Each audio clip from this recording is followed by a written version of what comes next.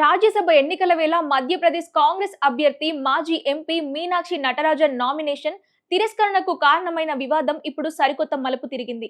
Nomination అఫిడౌట్ తెలంగాణకు చెందిన ఒక క్రిమినల్ కేసు వివరాలను దాచారంటూ బీజేపీ చేసిన ఫిర్యాదు ఆధారంగా రిటర్నింగ్ అధికారి ఆమె అభ్యర్థిత్వాన్ని రద్దు చేసింది.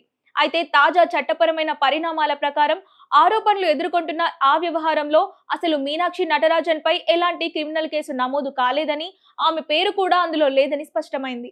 ఈ వివాదానికి మూలమైన ప్రైవేట్ పిటిషన్ ను నాంపల్లి కోర్టుకు చెందిన మెజిస్ట్రేట్ పరిశీలించి కీలక నిర్ణయం తీసుకున్నారు. శ్రీలత అనే మహిళ దాఖలు చేసిన ఈ ప్రైవేట్ ఫిర్యాదు అసలు తమ పరిధిలోకి రాలేదని నాంపల్లి కోర్టు స్పష్టం చేసింది. ప్రజాప్రతినిధులు, రాజకీయ నేతలకు సంబంధించిన అంశం కావడంతో దీనిని ప్రత్యేక ప్రజాప్రతినిధులు కోర్టులోనే దాఖలు చేసుకోవాలని సూచిస్తూ ఆ పిటిషన్ ను కోర్టు వెనక్కి పంపించింది. అంటే సాంకేతికంగా ఏ న్యాయస్థానము ఈ కేసు విచారణకు స్వీకరించలేదు. కనీసం ఎఫ్ఐఆర్ కూడా నమోదు కాలేదు. కేవలం ఒక సాధారణ లీగల్ నోటీసు ఒక ప్రైవేట్ వ్యక్తి ఇచ్చిన ఫిర్యాదు అర్జీని బేస్ చేసుకొని అది పెండింగ్ క్రిమినల్ కేసు అంటూ ప్రచారం చేయడం చట్టసభల ఎన్నికల నిబంధనలకు విరుద్ధమని కాంగ్రెస్ వర్గాలు వాదిస్తున్నాయి.